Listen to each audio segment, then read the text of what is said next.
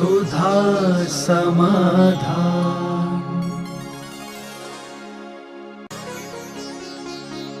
नमोस्तु गुरुदेव। सूर्य विमान में अकृत्रिम चैत्य चैत्यालय विराजमान है, लेकिन सूर्य विमान अग्नि से दधक रहा है। चैत्य और चैत्यालय कहाँ विराजमान होंगे, कृपया समाधान करें। सर्वज्ञ भगवान महावीर स्वामी ने अपने केवल ज्ञान में सूर्य को ऐसा देखा नहीं। अंदर से वह उतना ही शीतल है जितना अपन को बाहर से गर्म लगता है। हजारों देवता उसमें वास करते हैं और बाहर से यह जो सूर्य है ये ज्वलनशील नहीं है, ये आतप है। आतप नाम कर्म का उदय अलग है और उष्ण नाम कर्म का उदय अलग है। उष्ण नाम कर्म का जब उदय होता है वह ज्वलनशील होता है, जलाता है, और आतप नाम कर्म का जब उदय होता है वो जलाता नहीं है, तपाता है। तो सूर्य का आतप नाम कर्म का उदय है, इसलिए वो दहक नहीं रहा है, तप रहा है, लेकिन बाहर से ही तपता है, अंदर से नहीं। वहाँ से आने वाले जो देवता हैं, अन्न विमान हैं, वो भी उससे तपतायमान नहीं होते हैं, क्योंकि देवता बाहर निकल के विक्रिया से आते हैं। यहाँ तक कि मुनि महाराज लोग भी सूर्य से ऊपर अपनी विक्रिया रिद्धि से जाते हैं।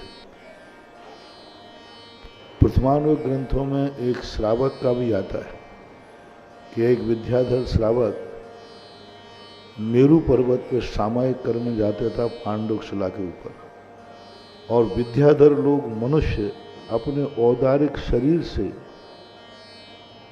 पूरे पांचों मेरुओं की वंदना करते हैं, पांचों मेरुओं में जाकर पूजा पाठ करते हैं विद्याधर लोग। तो इस प्रकार की ऐसी कोई बात नहीं है, वो दहक नहीं है, झुल नहीं रहा है, तपनशील होता है और उसके आतप नाम कर्म का उदय है। नमोस्तु गुरुदेव। 10 लक्षण व्रत से पहले प्रतिमा जी का मंजन किस प्रकार करें, क्योंकि आजकल पीतांबरी पाउडर प्रयोग करते हैं, कृपया जानकारी दें। उसके संबंध में आप नेट में देखिए, कहीं कोई इसमें गलत चीज़ तो नहीं डली। बाकी अभी तक तो जो मूर्तियों का मंजन होता है वो लौंग से, चूना से गला करके, चूना गला करके अथवा नींबू आदि से किया जाता रहा। पाषाण की मूर्तियों का रीठा से किया जाता रहा, और जो बारीक बारीक जो बुरुश होते थे, खजूर होता था पहले, खजूर को कूट करके और उसकी बुरुश या कुची बना लेते थे, उससे धीरे धीरे मूर्ति को साफ करते थे, जिससे कोई स्क्रैच भी नहीं आता था और दिक्कत नहीं होती थी। मेरा कहना यही है कि जहाँ मंदिरों में मूर्तियाँ हैं वहाँ प्रतिदिन आप सूखे कपड़े से, आप लोगों की मूर्तियाँ गंदी होने का कारण क्या है? आप लोगों का सबसे बड़ा प्रमाद है। आप अभिषेक करने के तो शौकीन हैं, अभिषेक करने की श्रद्धा तो है, अभिषेक करने में तुम्हारे स्वार्थ की सिद्धि होती है, शंकर दूर होता है, इच्छाएं पूर्ति होती हैं, इसलिए अभिषेक तो कर लेते हो, लेकिन मूर्ति को गीला छोड़ जाते हो। बफिंग होती है, बफिंग कोई किसी चीज़ से नहीं थी, कपड़े की। जिस मूर्ति को आपने गीला कपड़ा लगाया है उसका दूना समय आप मोटा कपड़ा, रुईदार कपड़ा, या जो खादी के जो कपड़े आते हैं, हाँ, तो उनके लिए उनसे आप रगड़िए, प्रतिदिन रगड़िए। और पीतल की मूर्ति को तो कम से कम आपको 10-15 मिनट गर्म करना चाहिए, और गर्म अग्नि से नहीं, उस कपड़े से। आपने पानी से अभिषेक किया है तो 10 से 15 मिनट बल्कि आध घंटे तक उसे सूखी कपड़े से, रुमेदार कपड़े से उसको गर्म करो, रगड़ो, और जितना आप रगड़ोगे मूर्ति के मंजन की जरूरत ही नहीं पड़ेगी। कोई आगम में मूर्ति मंजन का कोई उल्लेख नहीं मिला। साल भर में तो तुम इतना गंदा कर देते हो उनको, और फिर 10 लाख क्षण पर्व में मंजन करते हो। अरे साल भर ही सावधानी रखो ना। और किसी चीज़ से मूर्ति को साफ, तो बस कपड़ा है, मोटा कपड़ा, रुएदार टॉवलें आती हैं देसी कॉटन की, उन रुएदार टॉवलों को भी आप रखिए। और ये काम, और ये ध्यान रखना, अभिषेक करने में जो तुम्हें पुण्यबंध होता है, भगवान का परिमार्जन करने में भी शुभग स्वरूप नाम कर्म का बंध होता है। जो भगवान को जितना प्रक्षालित करके स्वच्छ और चमकदार रखेगा, वैसा ही उसे स्वरूप नाम कर्म और शुभग नाम कर्म, ये दो पुण्य कर्मों का बंध होता है। इसलिए जहाँ भी ऐसी मूर्तियाँ हैं, बड़ी बड़ी समाजें हैं, मूर्तियों को क्यों नहीं इतना कर सकते? अभिषेक करने के बाद कुछ लोग यही नियम ले लें कि अभिषेक के बाद हम मूर्ति को सूखे कपड़े से अच्छी तरह पोंछकर रगड़ करके और उसको स्वच्छ करेंगे तो मूर्ति सदा एक समान बनी रहेंगी। ये मंजन का विकल्प ही नहीं आएगा। नमोस्तु गुरुदेव। कामरण शरीर क्या है? कार्मण कर जो बंध विच्छुत्ति वहाँ हो जाती है, बंध की विच्छुत्ति हुई है। कार्मण शरीर भिन्न है और कर्म भिन्न है। पूज्यवर नेमिचंद महाराज ने गोमट सार के अंदर स्पष्ट उल्लेख किया, कार्मण शरीर भिन्न है और कर्म भिन्न है। प्रत्येक कर्म है, उन सारे कर्मों को समष्टि रूप में इकट्ठा रखने का नाम कार्मण शरीर है। कार्मण शरीर रुक जाने से कर्मों का कोई अभाव हो जाएगा, ऐसा नहीं। ना कर्म का बंध रुकेगा, न कर्म की सत्ता रुकेगी और ना ही कर्म का आश्रय रुकेगा। 8वें गुण स्थान में कर्म विच्छुत्ति बराबर 8वें गुण स्थान में है, लेकिन कर्म बंधल है, कार्मण शरीर का बंध नहीं है। शेष कर्मों का बंध तो होगा और शेष कर्मों से कार्मण शरीर का कोई लेना देना नहीं है। उसकी स्थिति स्वतंत्र है, उसकी स्थिति स्वतंत्र है। बस कार्य उसका ये है कि कार्मण तो बंद रुका है, कार्मण शरीर तो अभी मौजूद है। कार्मण से तो वो कर्मों की व्यवस्था बनाएगा और कार्मण शरीर जाकर के 13वें गुण स्थान में जाकर उसकी भी विच्छुत्ति हो जाएगी। 13वें गुण स्थान में समस्त शरीर नाम कर कार्मण और औदारिक शरीर नाम की विच्छुत्ति हो जाती है। 14वें गुण स्थान में फिर भी 85 प्रकृतियां बसती हैं और वो 85 प्रकृतियां भी वहाँ पर कार्मण शरीर का उदय खत्म हो गया। कार्मण शरीर का उदय वहाँ पर खत्म हो जाता है, उदय विच्छुत्ति हो जाती है। इसलिए कोई बाधा नहीं है, कार्मण शरीर का बंध रुका है, न कि उसका कार्य रुका है। जैसे नरक गति का बंध पहले गुण स्थान में होता है, लेकिन चतुर्थ गुण स्थान बाद में सम्यक दर्शन प्राप्त कर ले तो चौथे गुण स्थान में भी तो नरक गति के जाने वाले जीव की व्यवस्था तो होती है कि नहीं? उसके नरक गत्यानुपूर्वी का उदय होगा कि नहीं? गुण स्थान कौन सा हो गया? चौथा। छायक सम्यक दृष्टि बंद किया था उसने कहाँ पर? नीचे। नरक गति, नरक गत्यानुपूर्वी, इन दोनों का बंद पहले गुण स्थान में होता है। अब पहले गुण स्थान में जब बंद हुआ, अब उसने छायक सम्यक दृष्टि हो गया। अब छायक सम्यक दृष्टि होकर के भी नरक गत्यानुपूर्वी का उदय आएगा, बंद नहीं होगा। इसी प्रकार कार्मण शरीर का बंद रुक गया है, लेकिन उदय सत्ता मौजूद होने से वहाँ पर कार्य देखा जाता है। नमोस्तु गुरुदेव। एक शुद्ध पुद्गल परमाणु जिसका रंग लाल हो तो स्कंद से छूटने के बाद उसका रंग पलट सकता है क्या? पूज्यवर उमा स्वामी महाराज के अनुसार परमाणु भेदादणु, भेद जो है, भेद से ही अणु की उत्पत्ति होती है। तो अणु का जो रूप है 5 वर्णों में किसी भी रूप में बदल सकता है। जैसे आपने रेड लाइन दी कि रेड कलर का परमाणु था, स्कंद बनने के बाद वो सफ़ेद हो जाएगा, स्कंद बनने के बाद वो काला हो जाएगा, क्योंकि कितने परमाणु हैं। जैसे कार्बन वर्णाओं का रंग सफ़ेद होता है, तो ये परमाणु जब कार्बन वर्णा में आएंगे तो शुक्ल हो जाएंगे, अपना रूप बदल देंगे। वो अपने स्वरूप से तो नहीं बदलेगा, है? पहले पर नहीं, परमाणु दशा में भी परिवर्तनशील है। बहुत अच्छा प्रश्न है। 1-2 परमाणु ले लें अपन। एक परमाणु है अभी रेड कलर का, ओके। अब रेड कलर का परमाणु होकर के कुछ दिन रेड कलर में रहा और उसका कलर बदल के हरा हो गया, वो सफ़ेद हो गया, काला हो गया। इस पर अपने स्वयं में भी परमाणु अपने वर्णों में परिवर्तित करते रहते हैं, निमित्त के बिना भी, अपने आप स्वरूप में भी। लेकिन स्कंद नहीं बनेगा, बड़े परिवर्तन होगा।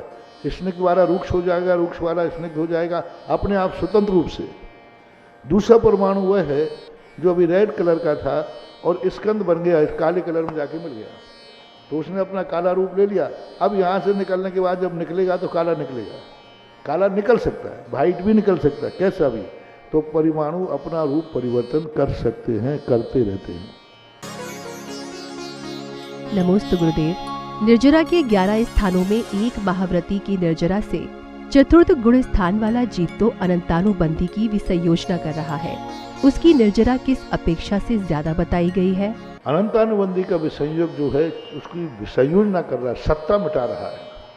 और प्रथमोपसम सम्यक दृष्टि जो अविरत सम्यक दृष्टि है, और उसी गुण स्थान में एक विसंयोजक है, क्योंकि वो सत्ता का नाश कर रहा है। सत्ता को नाश करने में बहुत विशुद्धि चाहिए। अनंतानुबंधी का विसंयोजक तो देशवृत्ति और संयमी से भी ज़्यादा है। अनंतानुबंधी का द्रव्य ही जा रहा है गुण श्रेणी में, ऐसा नहीं, क्योंकि वहाँ देखो अनंतानुबंधी की गुण श्रेणी निर्जरा को तुम वहाँ नहीं मानना। अनंतानुबंधी के साथ शेष कर्मों की भी गुण श्रेणी निर्जरा है। जब विशुद्धि स्थान बढ़ता है तो सभी कर्म प्रभावित होते हैं। वो प्रक्रिया है कि अनंतानुबंधी की जब विसर्जना करता है, सबसे पहले वो गुण श्रेणी आयाम बनाता है, और गुण श्रेणी आयाम बना करके उन गुण श्रेणी आयाम को संक्रमित करता है।